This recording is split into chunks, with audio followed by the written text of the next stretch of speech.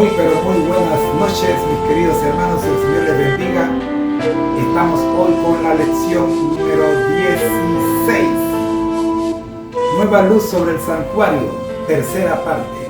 Hemos visto 4 estudios ya. 3 estudios. Que nos hablan de si la puerta se cerró o la puerta se abrió. O si la puerta permanece cerrada o si la puerta permanece abierta. Todos basados en Mateo 25. Bien. Y estamos tratando de ver cuál de las 3 posiciones fue la que finalmente predominó. La del grupo de Albani, la del grupo de los espiritualizadores o la de los sabatarios. Pero antes de meternos en esta lección número 16, como siempre, es hora de orar por los enfermos, los privados de libertad y demás grupos por los cuales estamos orando. Soy su hermano en Cristo, José Moreno, y es tiempo de orar. Oremos. Padre amado que estás en el cielo, gracias te damos, Señor, por permitirnos en esta hora acercarnos a usted. En espíritu y en verdad, venimos a usted, Señor, pidiendo oración, agradeciendo que estamos vivos y agradeciendo que podemos orar en este tipo de oración intercesora en el que pedimos por los enfermos. La lista está corriendo aquí en la parte de abajo de la esquina y allí están los nombres de aquellos que han pedido oración. Algunos piden trabajo, otros piden paz, otros piden por su familia, otros piden por sus problemas matrimoniales, en fin. Hay un grupo, Señor, especial, los cuales venimos orando ya por varios años, que es el grupo de los privados de libertad.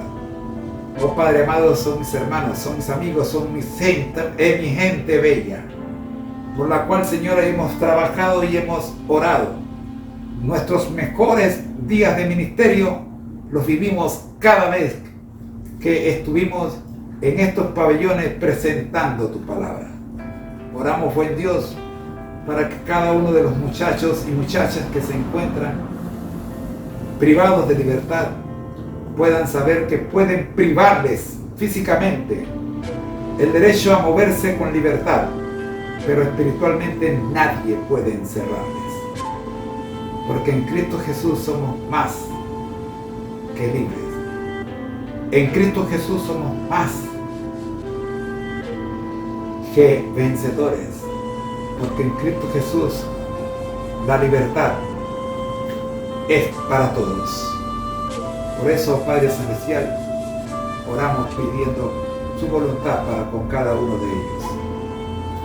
Oramos también, oh Padre Santo, por las ovejas perdidas y por las monedas perdidas, por los hijos pródigos. 3 grupos, cada uno de ellos tiene sus necesidades. Y oramos conscientes, oh Dios, de que tu Espíritu Santo jamás se rinde con ninguno. Batallará hasta el último segundo, como lo hizo con aquel ladrón en la cruz. Eran 2. Uno dijo sí, otro dijo no. Porque siempre serán 2 grupos.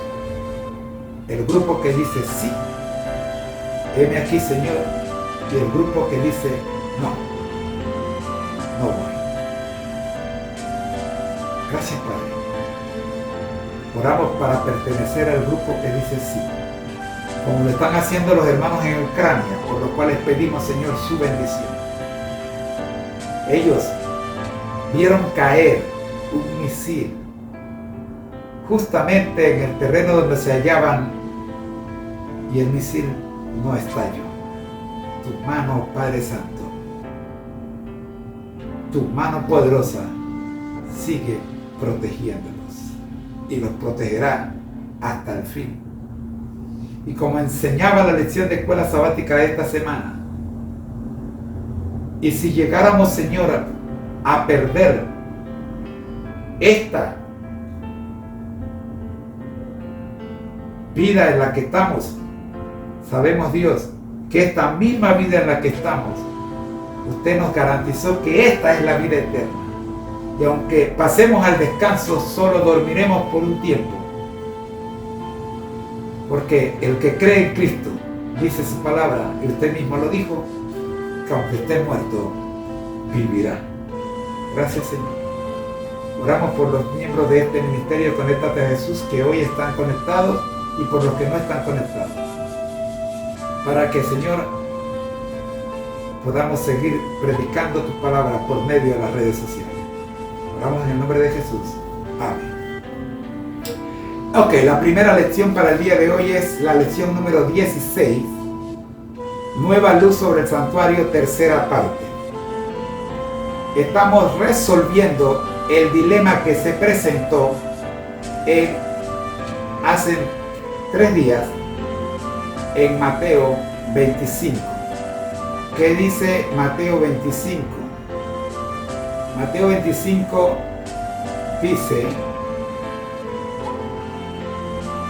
pero mientras ellas iban a comprar, vino el esposo, y las que estaban preparadas entraron con él a la boda, y se cerró la puerta.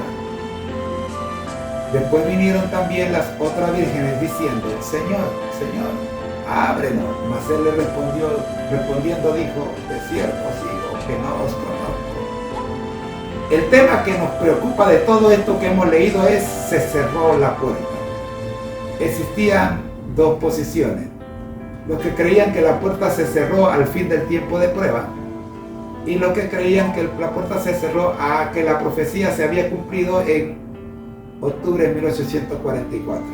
Así lo expresamos hace 3 días, cuando leímos. Por más extraño que nos parezca esto hoy, fueron las diferentes interpretaciones de la puerta cerrada lo que separó las diversas corrientes del adventismo de 1845 y más adelante, con el fin de comprender las controversias. Es importante ser consciente de que para comienzos de 1845 la frase "la puerta cerrada" había asumido 2 significados: 1, el fin del tiempo de prueba, y 2, que la profecía se había cumplido en octubre de 1844. Y si así era, entonces, nos dice el autor, con ese reconocimiento en mente, podemos pensar en los adventistas de Albany que seguían a Himes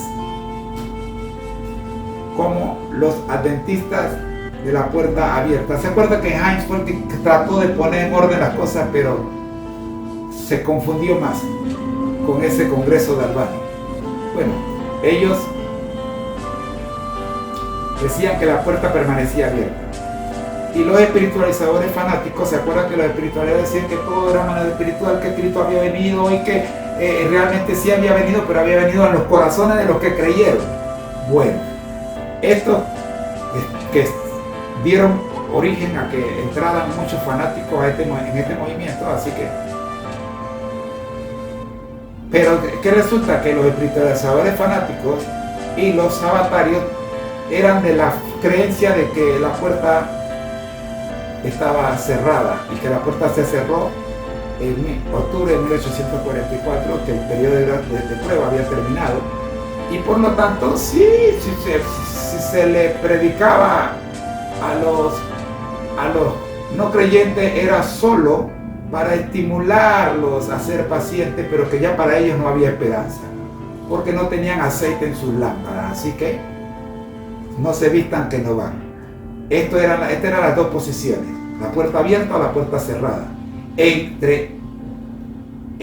una de estas 2, sobre todo el grupo de la puerta cerrada, estaban los sabatarios, y allí estaba mi amigo Jaime White, que es el que estamos estudiando. Él estaba empeñado en el hecho de que la profecía se había cumplido en el final de 2300 días, que llegó a caracterizar a los sabatarios como el pueblo de la puerta cerrada, el séptimo día, un posible nombre que se le quiso dar a la iglesia adventista del séptimo día. Pero damos gracias a Dios que no fue así. Mientras tanto, la tarea teológica de los sabatarios a fines de la década de 1944 fue separarse de sus primos fanáticos espiritualizadores.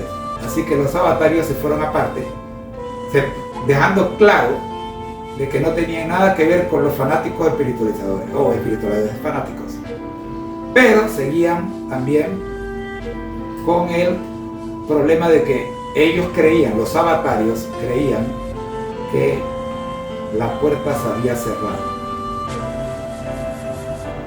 Eso solo, el hecho de poder separarse de los espiritualizadores fanáticos, solo pudo ocurrir mediante un mayor estudio de la Biblia y mediante la provisión de Dios. O sea, el Señor logró que, aunque los dos estaban bajo el principio de que la puerta se había cerrado, no podían seguir juntos porque habían otras cosas que realmente no cuadraban. Y ya vimos eso en días anteriores. Sin embargo, había que aclarar si la puerta estaba cerrada o la puerta estaba abierta.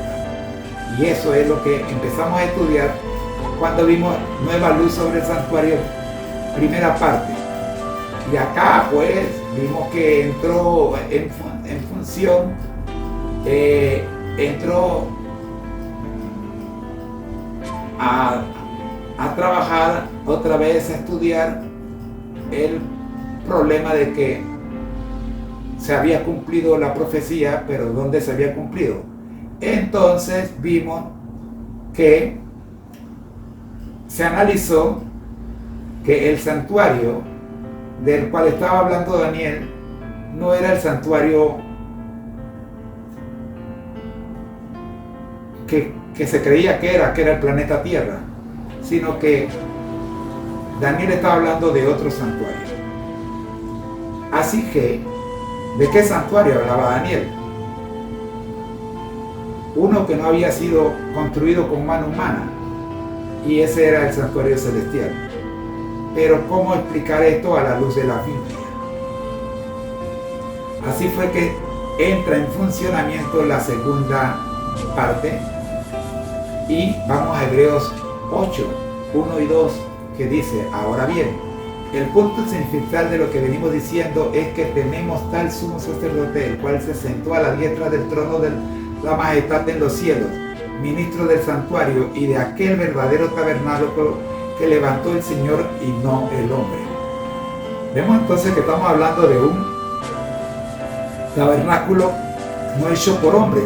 Entonces no podía ser la tierra, tendría que ser el santuario celestial. Así es como entonces Hiram Edson siente la necesidad de orar el 23 de octubre y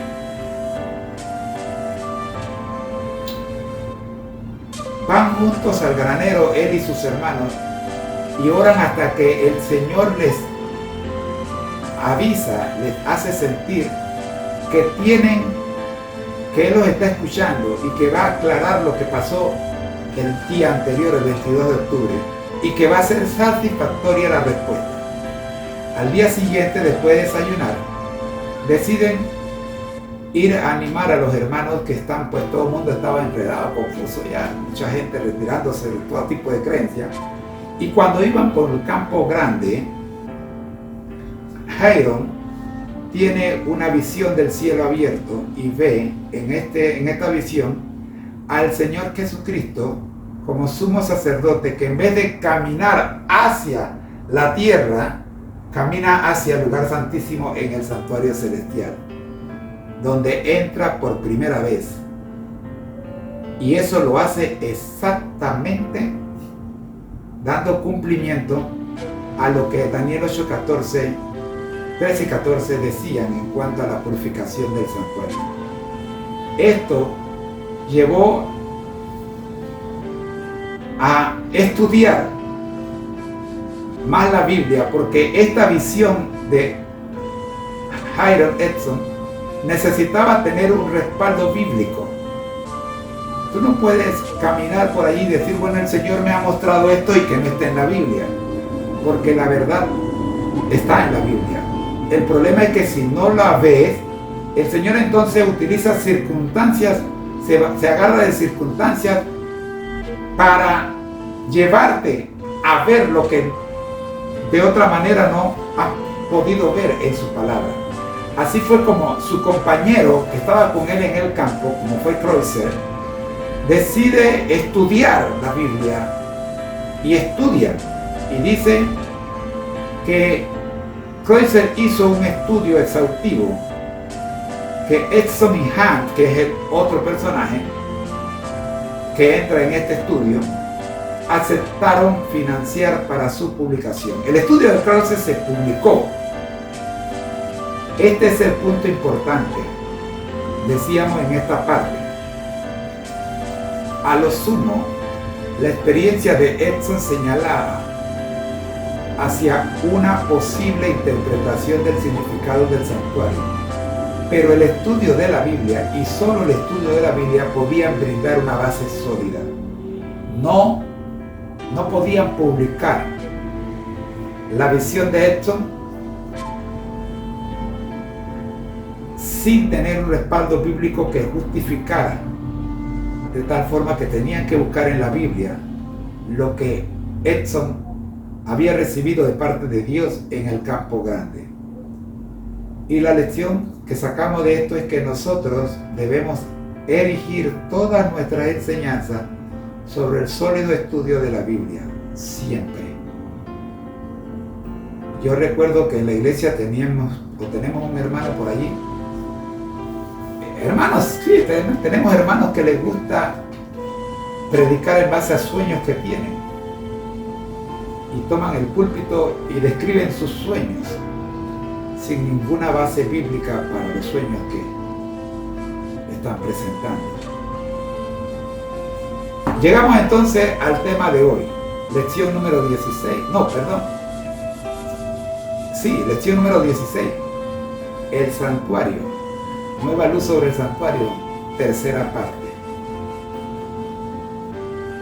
Y ahora tenemos Hebreos 8:5. Los servicios del santuario terrenal sirven a lo que es figura y sombra de las cosas celestiales, como se le advirtió a Moisés cuando iba a erigir el tabernáculo, diciéndole: mira, haz todas las cosas conforme al modelo que se te ha mostrado en el monte. Hebreos 8:5. Bien, este estudio comienza con un resumen de lo que ya hemos dicho, así que vamos a leer el resumen de todos modos.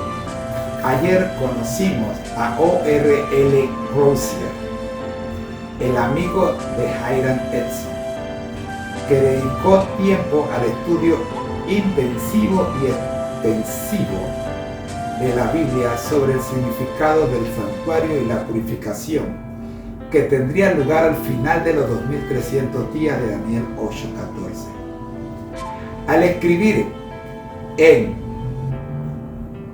el Down, publicado por Edson y F. V. Hans, Kreutzer expuso sus hallazgos en forma muy sistemática. Una de sus primeras conclusiones fue que la interpretación de Miller era errada, puesto que la palabra santuario no puede aplicarse a la tierra bajo ningún principio. Kreutzer, obviamente, tenía su concordancia a mano cuando señala que la palabra santuario aparece 104 veces en la Biblia, 100 en el Antiguo Testamento y 4 en el Nuevo Testamento, todas en la epístola de los Hebreos. Más adelante, en su artículo, Kreutzer concluye que el santuario de Daniel 8:14 posiblemente no sea el santuario judío, ya que este había sido irremediablemente destruido.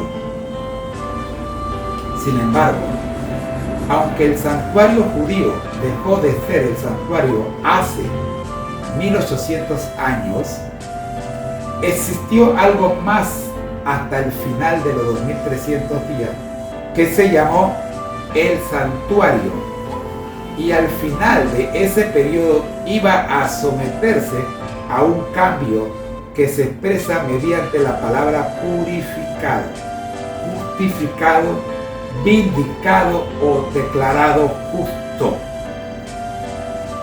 Una cosa es clara en el libro de Hebreos, señaló Crocia, que Cristo en su ascensión entró en el lugar del que el santuario judío era figura, modelo o tipo, y ese es el lugar de su ministerio durante la dispensación evangélica. El libro de Hebreos indica incuestionablemente que tenemos tal sumo sacerdote, el cual se sentó a la diestra del trono de la majestad en los cielos, ministro del santuario, y esto lo pongo en mayúscula, el cual se sentó a la diestra del trono de la majestad en los cielos, ministro del santuario. Este es el único texto del Nuevo Testamento en el que se encuentra la palabra santuario, salvo los tres que hablan del santuario judío. Y ahora nos sentimos seguros al afirmar que no existe ninguna autoridad bíblica para llamar santuario a cualquier otra cosa bajo la dispensación evangélica que el lugar del ministerio de Cristo en los cielos desde el momento de su ascensión al Padre hasta su segunda venida.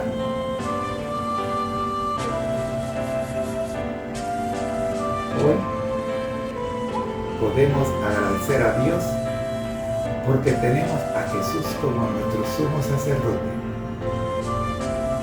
en el santuario celestial, por lo cual puede también salvar perpetuamente a los que por él se acercan a Dios, viviendo siempre para interceder por ellos. Hebreos 7:25. Amén.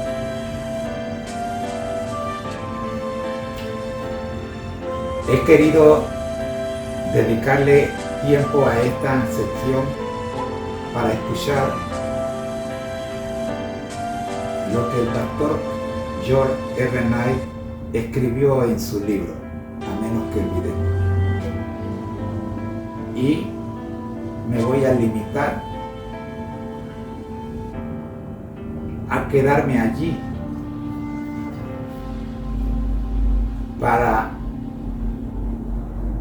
cerrar esta sección con la siguiente clase que nos presenta la cuarta parte. O sea, no podemos concluir todavía, porque todavía no tenemos claro si somos de los de la posición de la puerta abierta, que todavía hay esperanza para los que no han aceptado a Cristo, o si somos de la posición de los de la puerta cerrada, que hasta donde hemos visto era la posición de los avatarios, que ya no hay esperanza para los que no aceptaron a Cristo antes del 22 de octubre de 1844.